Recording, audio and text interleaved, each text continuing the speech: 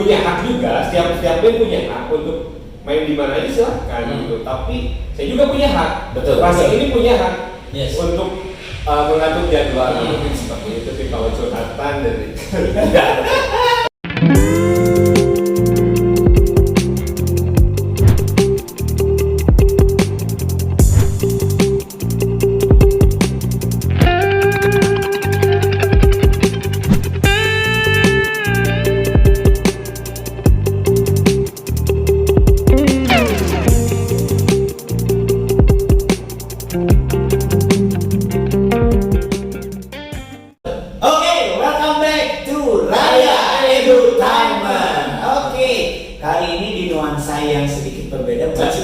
Banyak perbedaannya yang biasa kita lakukan untuk take video. Kali ini kita ada di salah satu kafe Ujung Berung yang luar biasa hedon ya.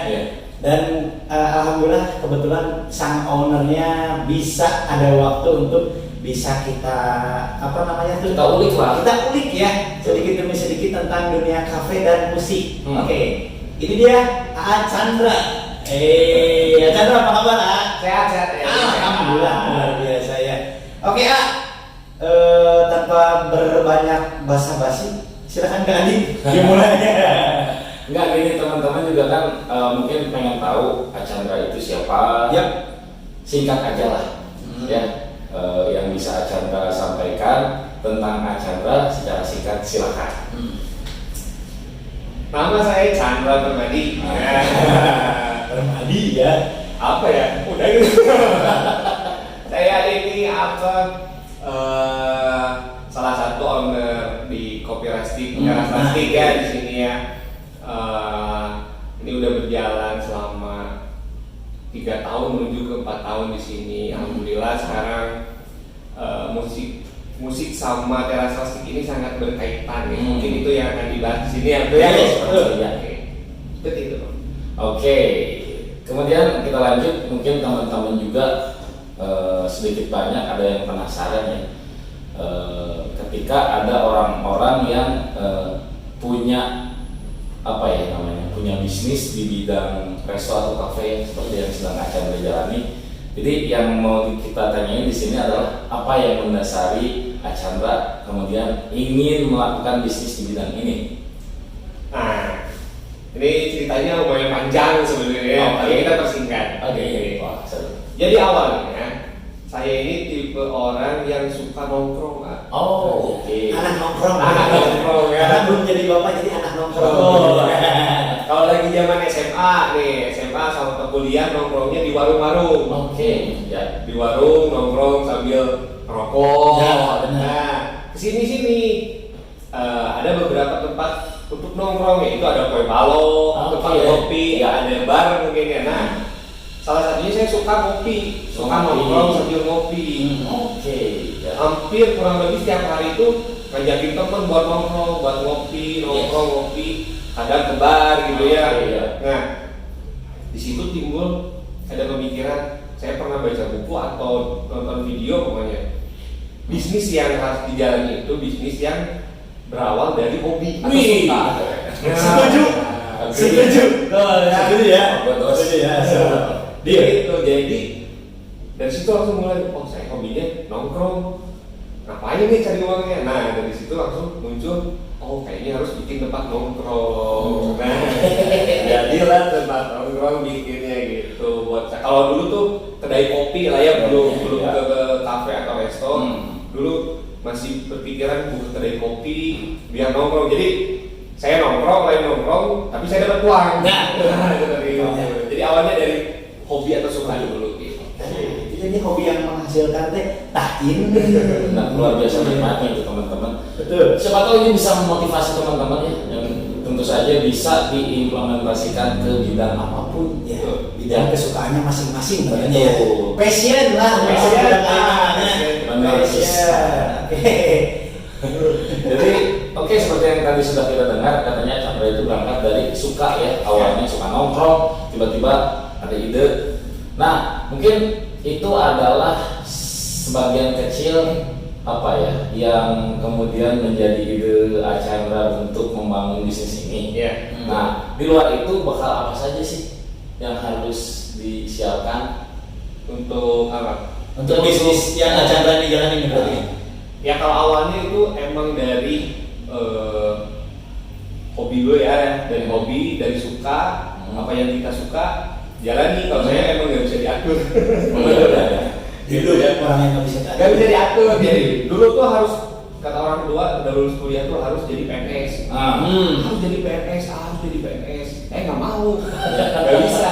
Besok aja nongkrong gitu kan. Kalau nongkrong sampai malam, PNS besoknya kesiangan. Oh iya, benar. Makanya dari itu karena bandel. Akhirnya buka lah gitu. Akhirnya nyobain usaha ini. Kebetulan ada partner saya yang udah dulu di kopi, saya sering nongkrong di tempatnya sama Niki. Nah, di situ saya ngobrol. Saya dekati, saya belajar tentang kopi. Setelah hobi nongkrong, kita bidangnya apa nih? Oh, kopi. Jadi kita harus tahu dulu. Jadi kita harus tahu dulu. Betul. Sampai pergi ke kebun kopi, cara berpanen kopi, terus cara ngerosting kopi, sampai cara penyeduhan, sampai cara pemasaran, gimana memasarkan kopi supaya orang lain datang ke kedai kita. Nah, seperti itu emang kita harus pelajari dari nol dulu sih kalau karena saya suka, ya saya senang belajar hal baru, sehingga saya pelajari sampai sekarang. Alhamdulillah. Gitu. Jadi makanya harus Jadi segala sesuatunya itu kalaupun misalkan mau terjun ke suatu bidang berarti ya harus dipelajari dulu lebih dalam ya. Betul. Jadi jangan asal kita punya modal ya. Betul. Kita punya modal, pluk usaha, taunya karena nggak tahu teorinya, Betul. jadi mentah nggak jadi apa-apa, gitu kan ya sayang. Jadi buat teman-teman nih, berarti kalau misalkan punya niatan membuat sesuatu usaha ataupun apapun, lebih baik itu dipelajari dulu. Kasarnya mah sekolah lah, betulnya gitu ya. Sekolah lah, pelajari dulu ilmunya sampai matang, nah baru di situ. Betul. Harus dari hulu sampai hilir nih kita tahu. Dari proses, makanya dari prosesnya saya sama Niki itu dibawanya nggak langsung saya ke kedai belajar tentang buat kopi, gampang kalau itu kan. Betul. Tapi dari ke kebunnya dulu, cara nanam pohonnya seperti apa, cara panennya seperti apa, ngerawatnya seperti apa, ilmu kopinya ada, dan setelah itu baru proses pembuatan kopi. Setelah itu mendatangin customer, menjaga customer dan sebagainya. Itu Luar biasa, sangat menarik teman-teman. Jadi bisa kita tarik kesimpulan, berangkat dari hobi, dari kesukaan, kemudian cari ilmunya, kuasai ilmunya, semua yang berkaitan tentang apa yang akan dijalankan, sehingga nanti ketika kita menjalankannya tidak nggak abu-abu, nggak bingung. Kita ada mapsnya ya. Ada maps, sudah ada bekal yang luar biasa sebelumnya gitu ya. Benar. Kerennya. Bukan untuk Archandra. Penonton. Wah. Penonton diem baik. Nah ini dia yang bakal kita lanjut pembahasan yang sangat relevan dengan dunianya kita. Yes. Sesuai dengan channelnya ya.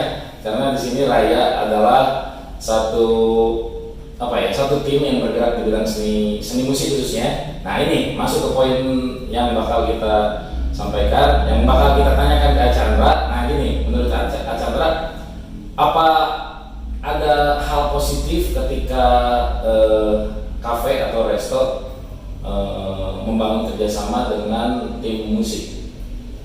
Oke, nah ini musik ini karena saya juga sebenarnya bidangnya di musik dulu. Kan saya kuliah di ISB di musik. Terus juga senior saya. Jadi emang kopi atau kafe ini sama musik ini kalau menurut saya ya untuk sekarang ini hal yang nggak bisa dipisahkan kalau ya jadi udah menjadi kesatuan. Dimana si musik ini sebagai pelengkap untuk kopi. Kopi ini pelengkap untuk musik, bisa dibalik-balikan seperti itu. Jadi kalau nongkrong di kafe, kalau saya pribadi ya, dan kebanyakan orang menurut saya, jadi kalau nongkrong di tempat yang tidak ada musiknya, mungkin ngerasanya jenuh. Ngerasa baru bentar aja udah jenuh nih, ya gitu kan. Pengennya cepet-cepet pulang.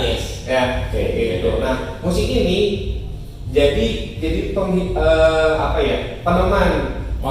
Peneman buat yang nongkrong, dia nongkrongnya santai. Nah, benar. Bisa lama-lama dan diharapkan. Nah, untuk sebagai saya misalnya di kafe ini orang nongkrong di tempat saya, temenin musik, minumannya udah habis. Setelah itu mereka bisa mesen lagi. Oh, benar. Iyalah. Kalau dari begitu Benar, betul. Jadi jangan sampai yang udah sih ya, biasanya kayak kalau misalkan udah antang minumannya habis itu mungkin ya nggak tahu faktor apa ya. Jadi stay aja tapi nggak jajan lagi gitu yang disayangkan ya, nggak jajan lagi. Itu mah udah sering terjadi sih. Cuman ya mungkin nggak semua orang ya Chandra seperti itu ya. Nah seperti itu. Terus juga gini, musik ini daya tariknya sangat-sangat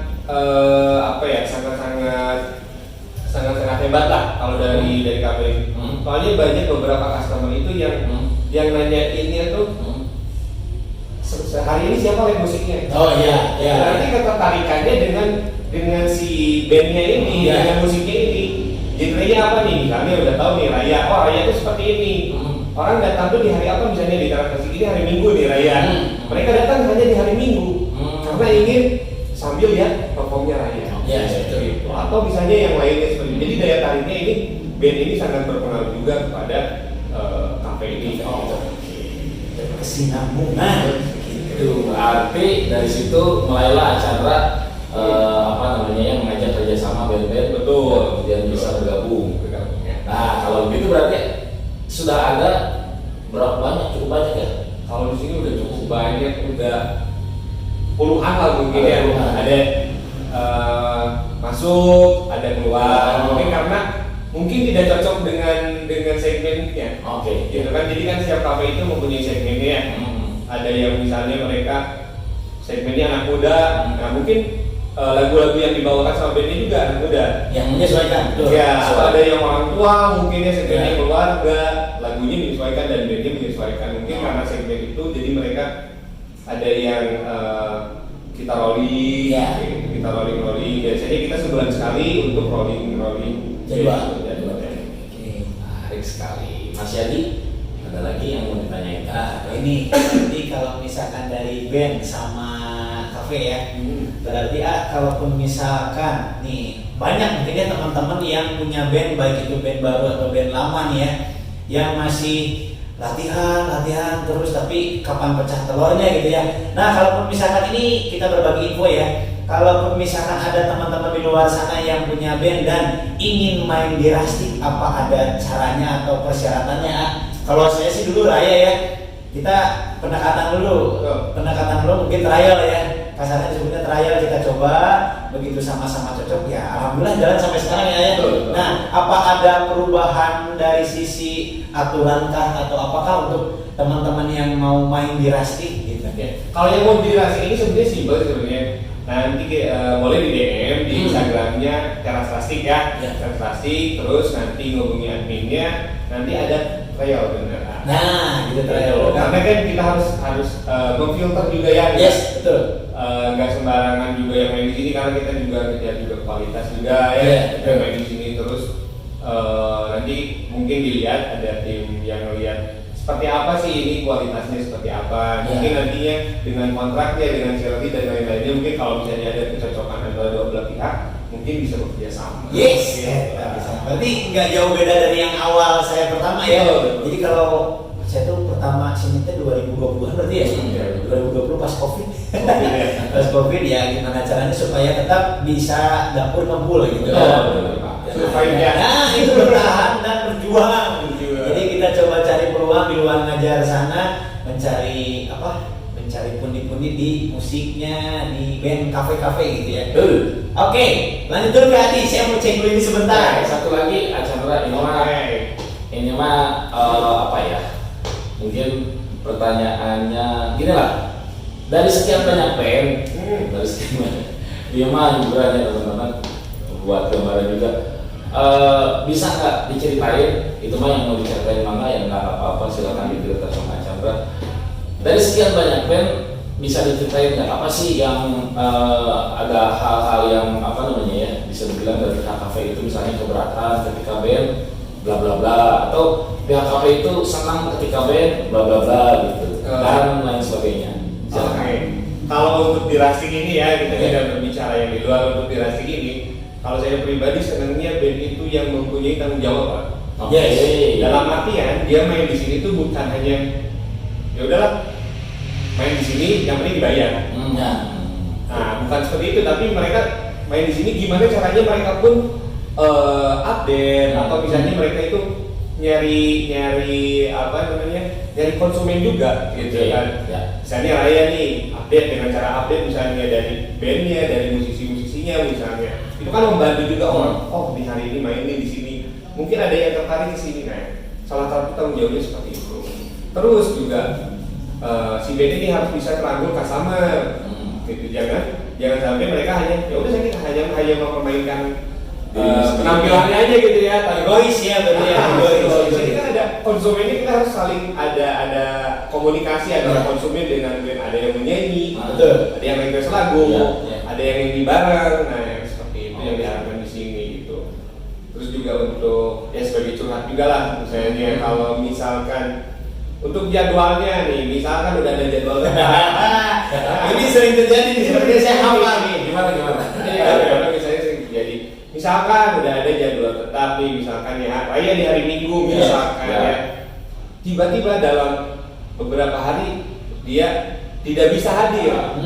Alasannya tidak jelas. Ya. Tapi tiba-tiba main di orang, nah itu kan menurut saya itu attitude-nya mungkin kurang ini ya. Dari musisi gitu. Berarti lebih mementingkan orang lain atau seperti apa. Seperti itu juga mungkin itu pribadi ya masalah gitu. Nah itu mungkin punya hak juga, setiap band punya hak untuk main di mana aja silahkan gitu. Tapi saya juga punya hak. Betul. Pasti ini punya hak untuk mengatur jadwal. Mungkin seperti itu sih kalau curhatan dari.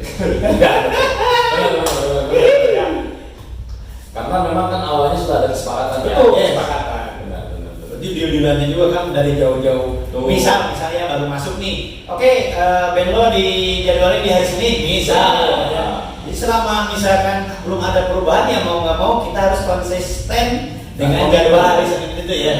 Oke. Jadi kalau misalkan ada izin atau ada apa ya, mungkin bisa dihamin berapa ya? Jangan terlalu dekat ya. Gitu. Dan kalaupun misalkan ada jadwal dadakan ya itu mau nggak mau ya. Konsekuensinya harus pilih yang memang sudah terjadwal. Jangan sampai seperti yang saya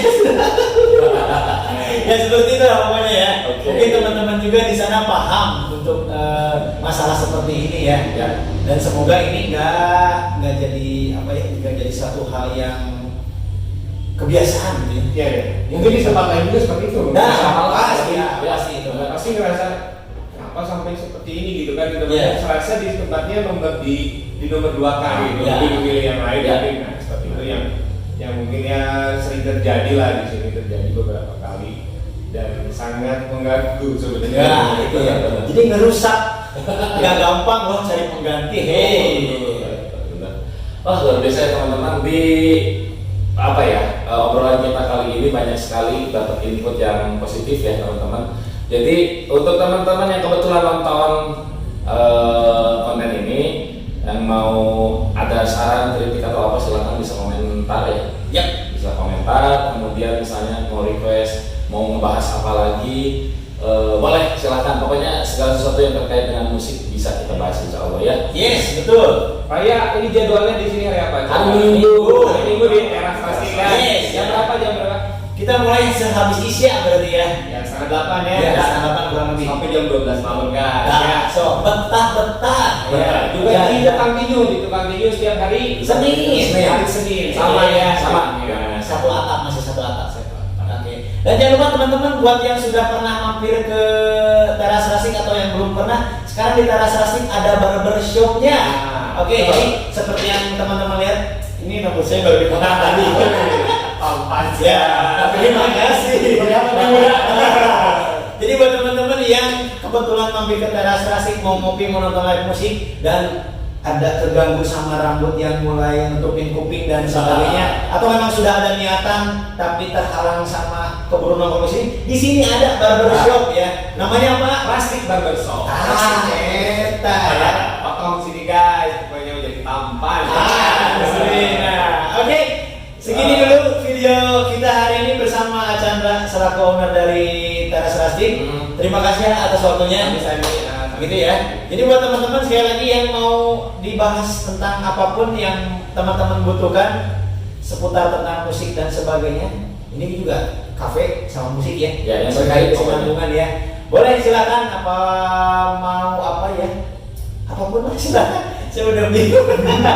Di komen aja ya. Subscribe juga. Di subrek ya, di subrek ya. Terima kasih buat yang sudah menonton dan jangan lupa follow IG-nya Teras Rasti, follow IG-nya Raya dan follow IG-nya kita semua ya. Nanti ada di deskripsinya silakan. Oke, sekian dulu dan terima kasih teman-teman. Raya Entertainment pamit. Assalamualaikum.